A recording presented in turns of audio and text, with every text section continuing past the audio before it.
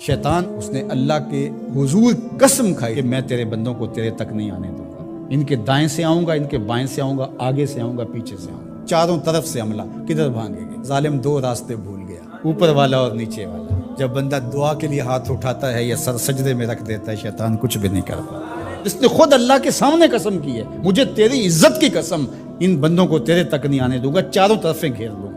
तो इसके बड़े मकरो फरेब और बड़े तरीके। मताफ के अंदर कंकरों पर पेशानी रख के एक बंदा ज़ारों के तार रो रहा है और क्या कहता है, अल्लाह मुझे माफ कर दे, वरना कयामत के दिन मुझे नाबीना उठाना, तेरा क्या तेरे बंदों का सामना भी नहीं कर पाऊंगा। इतने दर्द से रोता है कि चलने वालों के कदम रुकते हैं।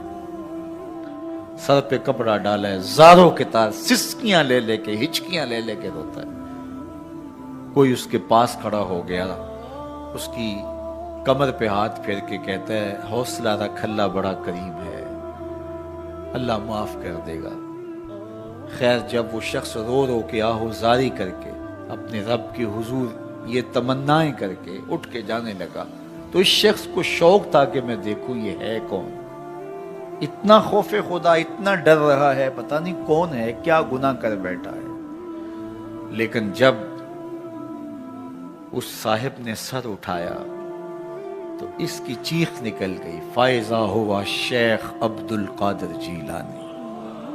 तो ये ज़ारों के तार रोने वाला शेख अब्दुल कादिर जीलानी था। सारी जिंदगी खिदमत खल्क में बसर हुई, अल्लाह के हकाम बजा लाते हुए, लेकिन खौफ खुदा, खशियत इलाही का आलम है। हजरत जुनैद बगदादी के पीर हैं हजरत सिर्री सक्ती रदी अल्लाह ताला, रिश्ते में मामू भी लगते हैं। तो हजरत जुनैद बगदादी को हजरत सिर्री सक्ती रदी अल्लाह ताला अन्हो ने एक दिन वसीयत की।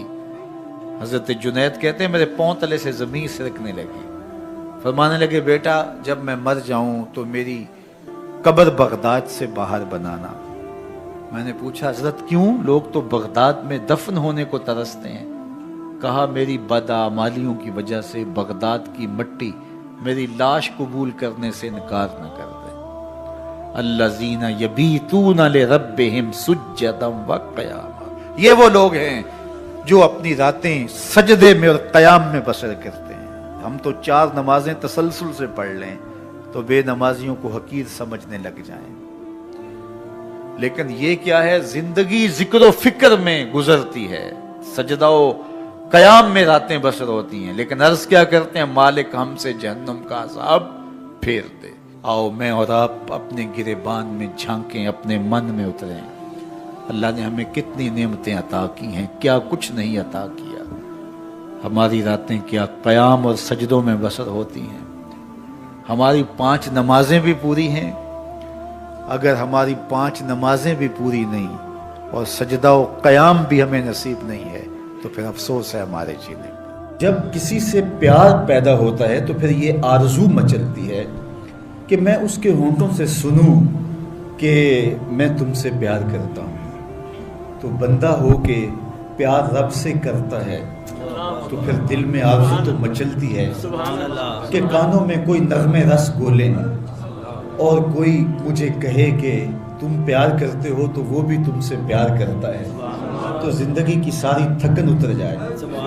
तो कहा कि ये सुनना चाहते हो ना, ये आरज़ू है ना तुम्हारे रत जगे, तुम्हारी रातों की तन्हाइयों में सजदे, तुम्हारा दिन रात रुकू क़याम और तुम्हारा उसके हुजूर पेचो ताब और इस्तराब और ज़िंदगी का ये सारा तुम्हारा लफ़्फ़ो नशर उसकी ज़ात की रिज़ा के लिए है ना। तुम चाहते हो कि हमारा रब हमसे राज़ी हो जाए।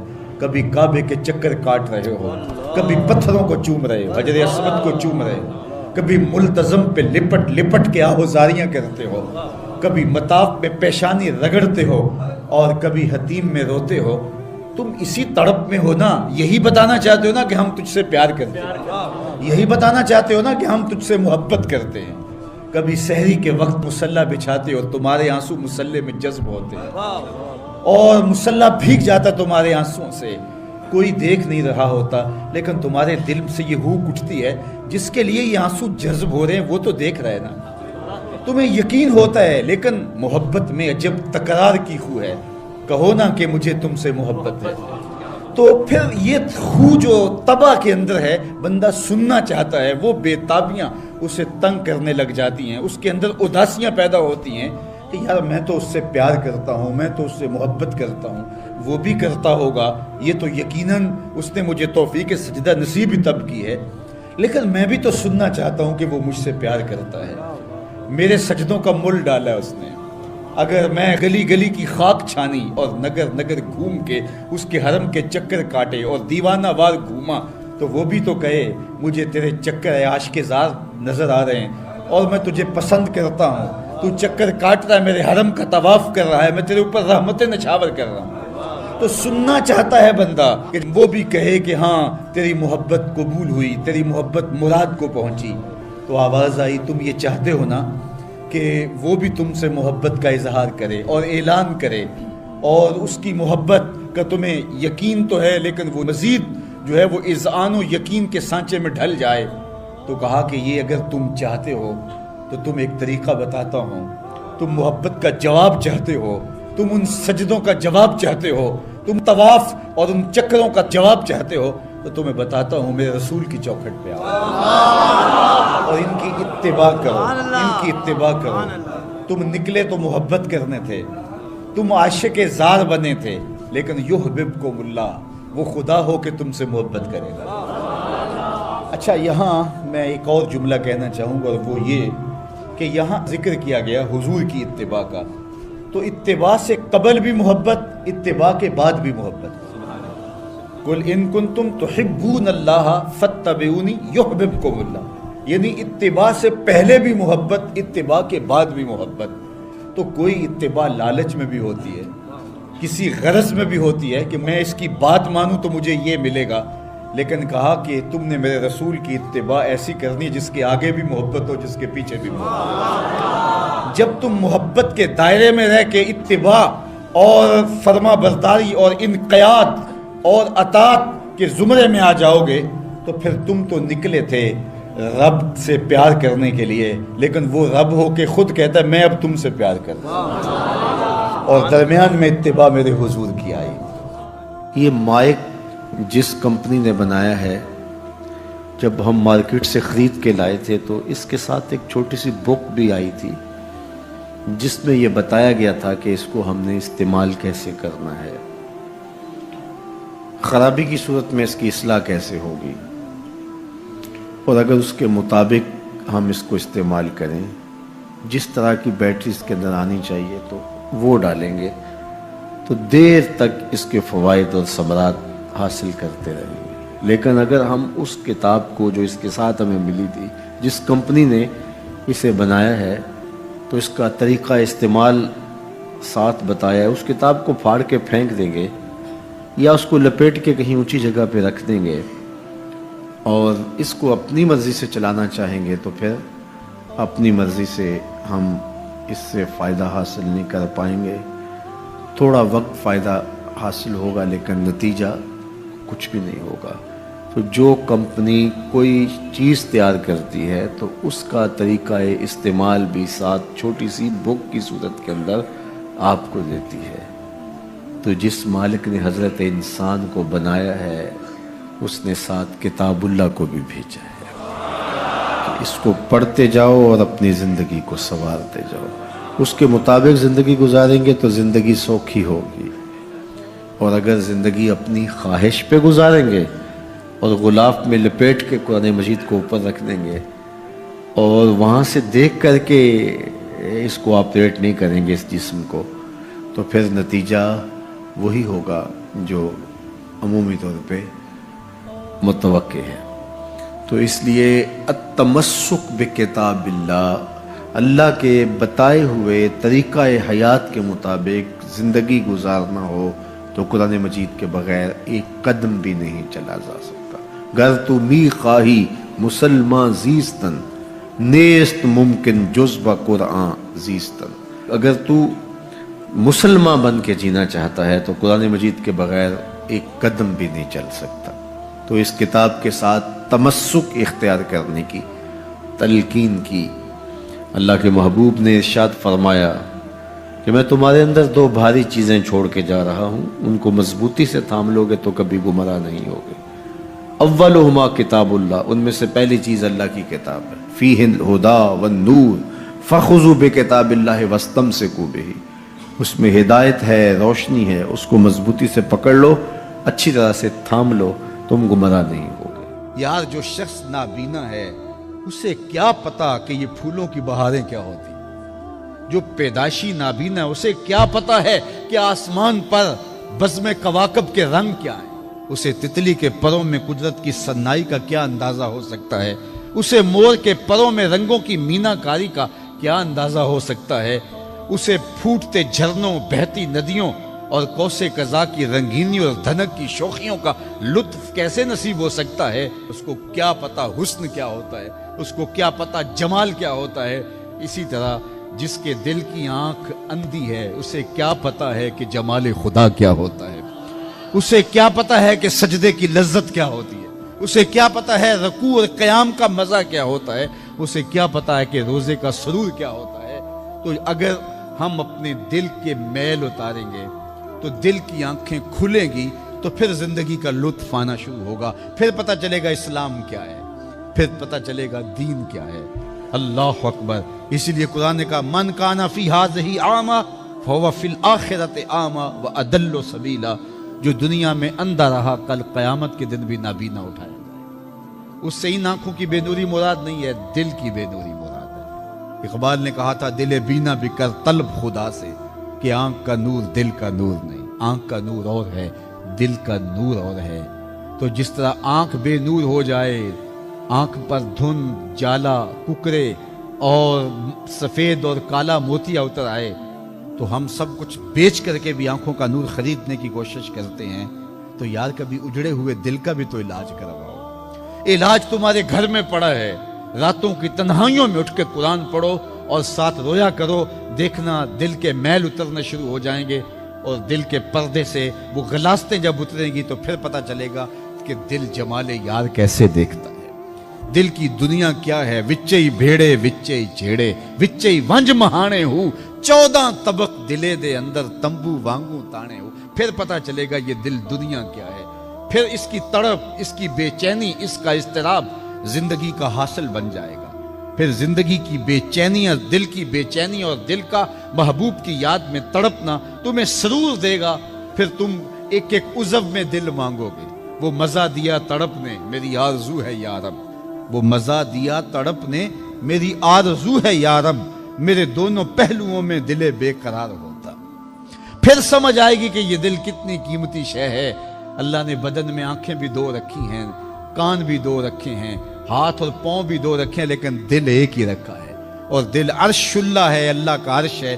پھر پتہ چلے گا۔ تو آئیے دل سے زنگ اتاریں، میل اتاریں، دل مصفا ہو، دل خوبصورت بن جائے، پھر دل کی کشکول پھیلا کے پھر عرض کریں ہر تمنا دل سے رخصت ہو گئی، اب تو آجا، اب تو خلوت ہو گئی۔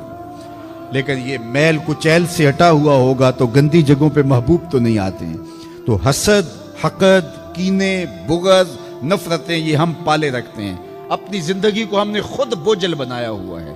میاں حسد کرنے سے محسود کا کیا ہوگا؟ ہم اپنے آپ کو تلخی میں مبتلا کیے ہوئے ہیں۔ بغض رکھنے سے مبغوض کا کیا ہوگا؟ ہم اپنے آپ کو بوجھ میں مبتلا کیے ہوئے۔ تو اپنے دل سے یہ سارے بوجھ اتار کر کے جب دل کو مصفا اور مزکا کریں گے تو پھر دیکھیے کہ دل کے آئینے میں کیسے جمال یار دکھائی دیتا ہے۔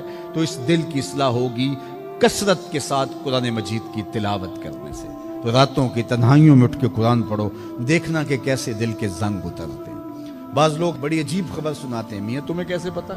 وہ کہتا ہے میں رات اچانک نیند نہیں آ رہی تھی تو ایک چینل کھولا تو اس میں یہ خبر چل رہی تھی، تو میں نے کہا تجھے نیند نہیں آ رہی تھی، تو نے چینل کھولا، کاش تو قرآن کھول کے بیٹھ جاتا، تجھے وہ دکھائی دیتا کہ تیرا اندر تیرا باہر روشن ہو جاتا۔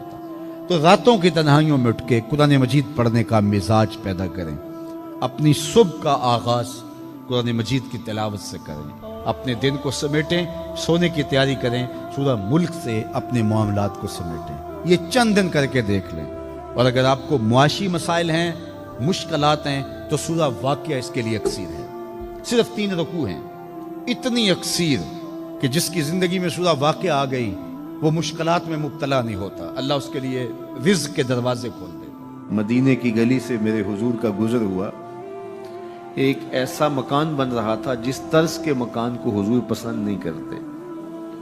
تو پوچھا یہ کس کا مکان ہے؟ کہا فلاں انصاری کا۔ حضور گزر گئے، کسی نے اس کو جا کے بتایا حضور تیری گلی سے گزرے تھے، تیرے مکان کو دیکھا، شاید حضور کو پسند نہیں آیا۔ چہرہ بتا رہا تھا حضور کا کہ تیرا مکان اچھا نہیں لگا۔ انہوں نے کدال لیا اور مکان زمین کے برابر کر دیا۔ چند دن کے بعد حضور کا پھر گزر ہوا تو دیکھا کہ مٹی کا ڈھیر پڑا ہوا ہے، ملبہ پڑا ہوا ہے۔ کہا اس شخص کو بلاؤ، بلایا گیا، کہا میں گزرا تھا، تیرا مکان بن رہا تھا، اب مٹی کا ڈھیر پڑا ہے۔ حضور میں نے گرا دیا۔ فرمایا کیوں؟ عرض کی سنا تھا آپ کو پسند نہیں، سنا تھا آپ کو پسند نہیں۔ میں اور آپ اپنے اندر اترے اور دیکھیں ہمارا کیا کیا حضور کو پسند ہے۔ محمد دی زیارت محمد دے رنگ وچ اے ٹھگ بازیاں جانے پیارا محمد صلی اللہ علیہ وسلم۔ جب ان کے ہوئے تو پھر اپنی خواہش رہی کہاں؟ اپنی رضا کو محبوب کی رضا میں فنا کر دینے کا نام ہی تو محبت ہے۔ تیرے ہندیاں سندیاں محبوبہ میں کافر ہواں جے میں ہواں، اپنی نفی کرنے کا نام ہی تو محبت ہے۔ لیکن میں اپنی خواہشات کا پتلا ہوں اور عاشق رسول بھی ہوں، کیسی عجیب کہانی ہے۔ میں اپنی آرزوؤں کا بندہ بھی ہوں اور عاشق رسول ہوں، کیسی عجیب کہانی ہے۔ جب ان کے ہو گئے پھر اپنا کچھ نہ رہا۔ محبوب کی رضا میں اپنے آپ کو گم کرنے کا نام محبت ہے۔ جب ان کے ہوئے تو پھر زندگی کا جمال، زندگی کا نور نصیب ہوا، زندگی کی حقیقتیں ہاتھ آ گئی۔ میں عاشق رسول کہلاتا ہوں، حج اور عمرے بھی کرتا ہوں۔ میں 1.25 لاکھ مرتبہ جو ہے وہ ہر ہفتے میں درود بھی پڑھتا ہوں۔ میں محفل میلاد کرواتا ہوں، پوری دنیا کے نعت خواں جمع کرتا ہوں، لیکن حضور کی سنت چہرے پہ سجانے کی توفیق نہیں ہے۔ مجھے حضور علیہ الصلوۃ والسلام کے بتائے ہوئے طریقے کو اختیار کرنے کی ضرورت نہیں ہے۔ صاحب سوچیں کہیں آپ اپنے آپ سے دھوکہ تو نہیں کر رہے؟ ان سے تو نہیں کیا جا سکتا، ان سے دھوکہ کون کرے؟ وہ تو جانتے ہیں کون کہاں کھڑا ہے۔ میرے حضور بولے یاری لا تو پاک نبی سنگ اے پر پوری یاری، یاری لا تو پاک نبی سنگ اے پر پوری یاری، پھر درود قبول ہے تیرا لکھ نالوں ایک بار۔ پھر نہ لاکھ مرتبہ پڑھنا، ایک بار ہی پڑھ لینا وہ بھی قبول ہے۔ اشہد بلال عند اللہ اشہد، پھر بلال کا اشہد بھی قبول ہے۔ وہ چہرہ اور چہرے کا دل نہیں دیکھتے، بندے کا دل دیکھتے ہیں۔ تو جب تم اپنے باطن کو حضور کے نام پہ لگاؤ گے تو پھر ایک ایک عمل ان کی سنت کی اتباع میں۔ یہ صوفی کی علامات ہیں۔ رنگ برنگے کپڑے پہن لینے سے صوفی نہیں بنتا، مختلف رنگوں کے پٹکے باندھ لینے سے صوفی نہیں بنتا، صاحب بھنگ گھوٹ کر پینے سے صوفی نہیں بنتا، ڈھول کی تھاپک پر ناچنے اور رقص کرنے سے صوفی نہیں بنتا، مختلف تصوف کی اصطلاحات کو یاد کر لینے سے صوفی نہیں بنتا، محمد عربی کی غلامی سے صوفی بنتا ہے، حضور کی چوکھٹ کی فقیری سے صوفی بنتا ہے۔ طائف کے بازاروں میں لوگوں نے پتھر تک مارے، نالین خون سے زخمی ہو گئے، اور ادھر سے حکم بھی آتا ہے محبوب بولو تو صحیح۔ ان پہاڑوں کو ایسے جو ہے وہ جوڑیں گے کہ یہ درمیان میں پس کے رہ جائیں گے، عذاب کے فرشتے حاضر ہو کے پیشکش کرتے ہیں، لیکن میرے حضور فرماتے ہیں نہیں، میں رحمت بن کے آیا ہوں۔ وہی رحمت للعالمین نبی فتح مکہ کے دن حکم دیتے ہیں کہ ابن خطل کو قتل کر دو، اس کی لونڈیوں کو قتل کر دو۔ یہ حضور کا گستاخ تھا، ہجب کیا کرتی تھی اس کی لونڈیاں، گا گا کے حضور کی اہانت کیا کرتی تھی۔ اس نے سوچا بچنے کی کوئی صورت نہیں ہے تو کعبۃ اللہ کے پردے کے اندر چھپ گیا۔ پوچھا گیا یہ تو کعبہ کے پردے کے اندر چھپ گیا ہے، یہاں پناہ لے لی ہے؟ کہا یہیں سے نکال کے قتل کر دو. یہ میرے نبی کا اختیار ہے. حضور چاہیں تو معاف کر دیں, حضور چاہیں تو حکم صادر کریں کہ ان پر حد جاری کر دی جائے, ان کو سزا دی جائے. اس لیے ہمارے اوپر لازم ہے کہ جس کا جرم ثابت ہو جائے اس کو قرار واقعی سزا دی جائے. ایک تو بات یہ ہوئی کہ جو عمومی طور پہ مختلف جگہوں پہ بیٹھ کے یہ چیختے ہیں کہ حضور نے تو معاف کر دیا, تو آپ معاف کیوں نہیں کرتے؟ آپ اتنے سخت کیوں ہو گئے ہیں؟ آپ حضور کے ماننے والے نہیں ہیں؟ تو میں نے کہا صاحب یہ سنت اختیار کیجئے, اپنے دشمنوں کو معاف کر دیجئے, باقی کسی کے دشمنوں کو معاف کرنے کا آپ حق تو نہیں رکھتے. میں اس معاشرے کا ایک معزز شہری ہوں, توہین عدالت کر دی کسی نے تو مجھے اختیار دو نا کہ میں معاف کر دوں. کیا تم مجھے اس بات کا اختیار دیتے ہو کہ آپ کی عدالت کی توہین ہوئی اور میں اس کو معاف کر دوں؟ آپ کہیں گے آپ تو ہمارے شعبہ کے شخص نہیں ہیں. اچھا پاکستان کے سارے وکیل جمع ہو جائیں اور وہ کہیں کہ چلو اس کو ہم معاف کر دیتے ہیں, تو کیا تم تمام وکلاء کو اس بات کا حق دیتے ہو کہ وہ عدالت عظمیٰ کی توہین معاف کر دیں؟ یار جب توہین عدالت کی معافی آپ نے میرے اختیار میں نہیں دی تو رسول اللہ کی اہانت کی معافی کسی نے تمہارے اختیار میں بھی نہیں دی. یہ بات اچھی طرح سن لو, یہ بات اچھی طرح سمجھ لو کہ یہ تمہارا اختیار نہیں ہے, یہ صرف رسول اللہ کا اختیار ہے. حضور کے اختیار میں تم کون ہوتے ہو تصرف کرنے والے؟ وہ معاف کریں ان کی مرضی, وہ نہ کریں ان کی مرضی. تو پہلی بات یہ ہوئی کہ حضور علیہ السلام کا اہانت کرنے والا شخص وہ واجب القتل ہے, اس کی سزا موت ہے. اور یہ قرآن کا آئین ہے, یہ احادیث سے ثابت شدہ نتیجہ ہے. پاکستان کا آئین, پاکستان کا دستور یہ بتاتا ہے, 295C میں بھی ساری بحث کے بعد یہ قانون بنا تھا کہ جو شخص حضور کی اہانت کرے وہ واجب القتل ہے, اس کو سزائے موت دی جائے گی, اس کو پھانسی پہ چڑھایا جائے گا. جب پاکستان کا آئین بنا ہے, پاکستان کا قانون بنا, پھر کیوں بنایا ہے اگر اس قانون کو نافذ نہیں کرنا؟ اب تک پاکستان کے اس قانون کو عملی طور پہ کسی پر بھی نافذ نہیں کیا گیا. جب سے یہ قانون بنا ہے یہ قانون کی حد تک ہے اور غیر مؤثر ہے. اور یہاں سزائے موت ہوئی بھی تو پاکستان کی اعلیٰ عدالت نے اس کا جس اجلت میں فیصلہ کیا وہ آپ کے سامنے ہے. اس فیصلے نے امت مسلمہ کو دکھی بھی کیا ہے, مضطرب بھی کیا ہے, عدالتوں سے لوگوں کا اعتماد بھی اٹھ گیا ہے. اور دوسری بات,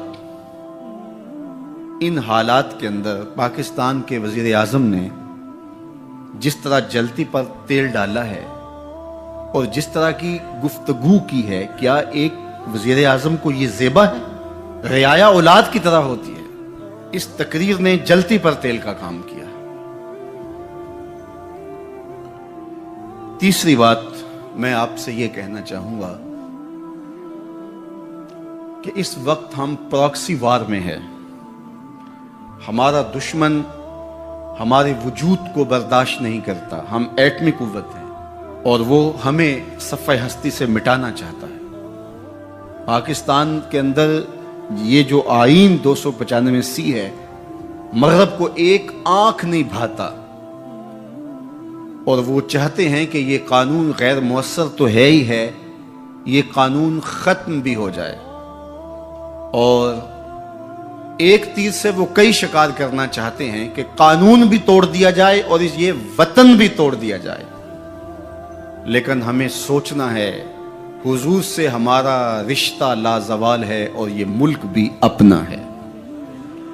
اس لیے احتجاج ہمارا جمہوری اور آئینی حق ہے، اور اس کو ہم جس انداز میں بہتر سمجھتے ہیں احتجاج ریکارڈ کروانا چاہیے۔ کسی نے بیان دے دیا، کسی نے تحریر لکھ دی، کسی نے کالم لکھا، کسی نے میڈیا پہ آ کے اپنے جذبات کا اظہار کیا، کسی نے اداروں کو پیغام دیا، کسی نے احتجاجی مظاہرہ کر کے جلوس نکال کر کے اعلان کیا، کسی نے دکان بند کر کے اس بات کا اعلان کیا کہ ہم تمہارے اس فیصلے کو قبول نہیں کرتے۔ تو یہ ہمارا آئینی جمہوری دستوری حق ہے کہ ہم اپنے جذبات کا اظہار کریں، لیکن ہمیں اس موقع پہ گہری نظر رکھنا پڑے گی کہ دشمن اس سے فائدہ حاصل نہ کرے۔ اپنے لوگوں کو مرتب اور منظم رکھا جائے۔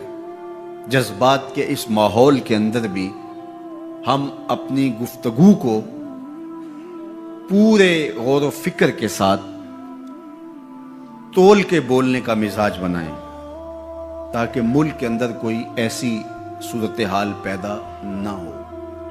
اللہ میرے وطن کی حفاظت کرے اور ہم سب کو حضور علیہ الصلوۃ والسلام کے ساتھ لازوال محبتوں کا جو رشتہ ہے اس کو نبھانے کی توفیق دے، حضور کے سامنے حشر کے دن ہم شرمندہ نہ ہوں۔